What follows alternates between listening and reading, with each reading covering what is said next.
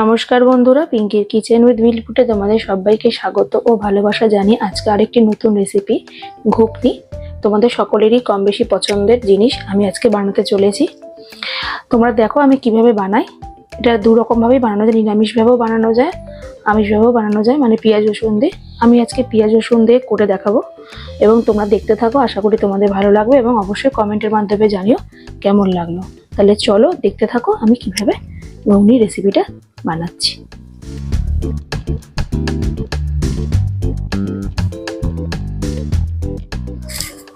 আমি 500 গ্রাম গোটা মটর নিয়ে নিয়েছি ঘুগনি করার জন্য। এটা আমি জলে ভিজিয়ে 4 থেকে 5 ঘন্টা রেখে দেবো। জলে ভিজিয়ে নিয়েছি, এবার আমি ঢাকা দিয়ে রেখে দেবো।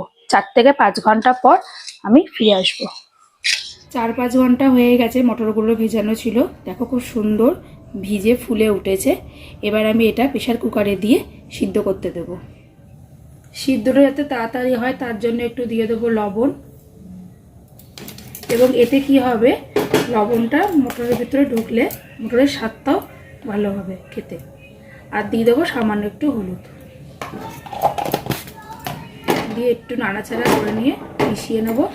দিয়ে ঢাকনাটা এবার আটকে দেবো। 5 থেকে 6 খানা আমি সিটি নিয়ে নেবো। মটরটা সিদ্ধ হয়ে গেছে, আমি দমে রেখে দিয়েছি। ততক্ষণে আমি ঘুগনির মশলাটা কষিয়ে নেব। কড়াই বসিয়ে দিয়েছি গ্যাসে, কড়াই গরমও হয়ে গেছে। এবার আমি কড়াইতে দিয়ে দেব পরিমাণ মতো সর্ষের তেল। ঘুগনিটা করার জন্য আমি যে মশলা নিয়ে নিয়েছি, প্রথমে নিয়ে নিয়েছি হচ্ছে আলু, ছোট ছোট করে কেটে নিয়েছি। তারপরে নিয়েছি পেঁয়াজ কুচি, টমেটো কেটে নিয়েছি, আর নিয়েছি আদা রসুন ও 2 কাঁচা লঙ্কা পেস্ট। আর এদিকে নিয়ে নিয়েছি ফোড়নে দেওয়ার জন্য একটু সামান্য পরিমাণে সাদা জিরে, একটা বড় শুকনো লঙ্কাকে আমি ভেঙে নিয়েছি 2 টুকরো করে, আর নিয়েছি হলুদ গুঁড়ো, লঙ্কার গুঁড়ো, জিরের গুঁড়ো, একটু ধনের গুঁড়ো, আর স্বাদ মতো লবণ। কড়াইয়ের তেল গরম হয়ে গেছে, কড়াইতে আমি এবার দিয়ে দেব কেটে রাখা আলুগুলো।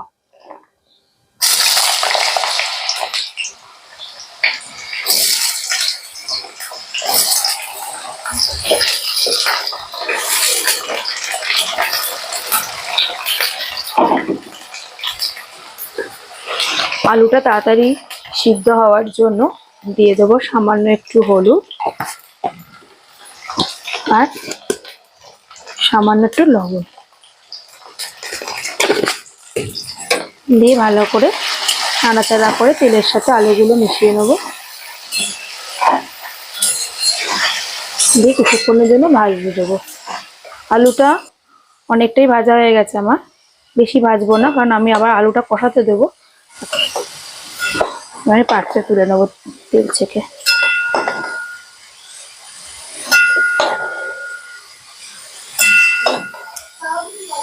ওই ভেজে রাখা আলু তেলের মধ্যে আমি দিয়ে দেবো ফোড়নে সাদা জিরে আর একটা গোটা শুকনো লঙ্কা আমি ভেঙে নিয়ে 2 টুকরো করে নিয়েছি। দিয়ে একটু খুন্তি দিয়ে নাড়াচাড়া করে নেবো কয়েক সেকেন্ড।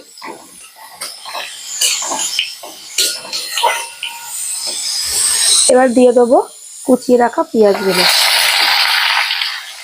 আর দিয়ে দেবো টমেটো কুচি। দিয়ে ভালো করে পেঁয়াজ আর টমেটো তেলের সাথে মিশিয়ে ভাজতে দেবো। পেঁয়াজটা অনেকটাই ভাজা ভাজা হয়ে গেছে, কালারটা অনেকটা চেঞ্জ হয়ে গেছে। এবার আমি এর মধ্যে দিয়ে দেবো আদা রসুনের পেস্টটা। ভালো করে সমস্ত পেঁয়াজ এবং তেল এবং আদা রসুনটা খুন্তি দিয়ে ভালো করে মিশিয়ে মশলাটা কষাতে দেবো। এর মধ্যে একটু জল দেবো, নাহলে মশলাটা পোড়া লেগে যেতে পারে।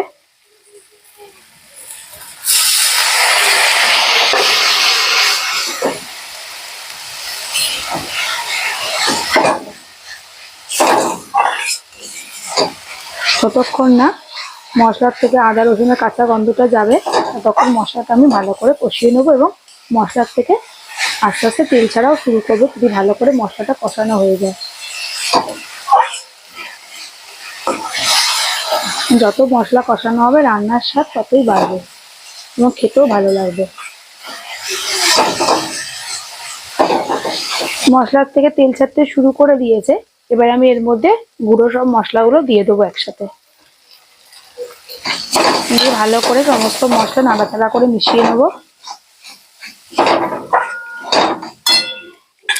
এই প্লেটটা যে আছে মশলা রেখেছিলাম, এটা জল দিয়ে ধুয়ে দিয়ে দেবো।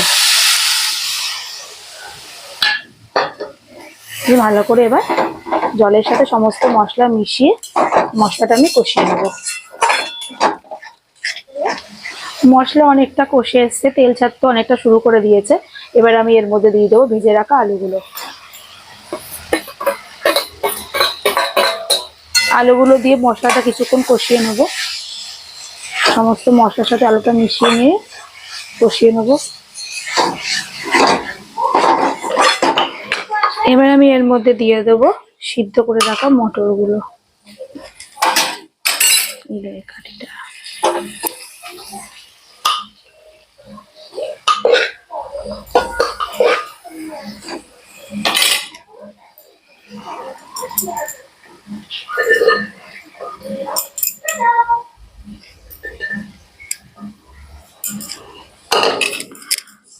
মটরগুলো দিয়ে এবার মশলার সাথে ভালো করে নাড়াচাড়া করে কিছুক্ষণের জন্য কষিয়ে নেব মটর আর সমস্ত মশলা।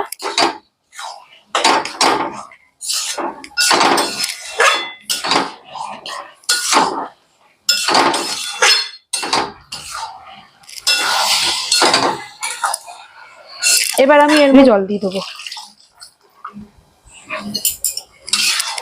কোনো জল আমি এর মধ্যে আর দেবো না। এবার এটা দিয়েই আমি মটরটা ফুটতে দেবো।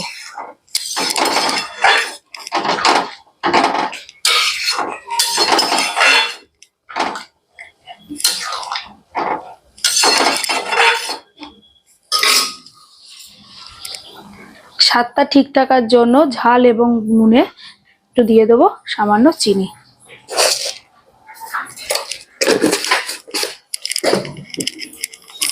ভালো করে নাড়াচাড়া করে নেবো সমস্ত মশলার সাথে এবং ঘুগনি মটরের সাথে করে মিশিয়ে দেবো আমি।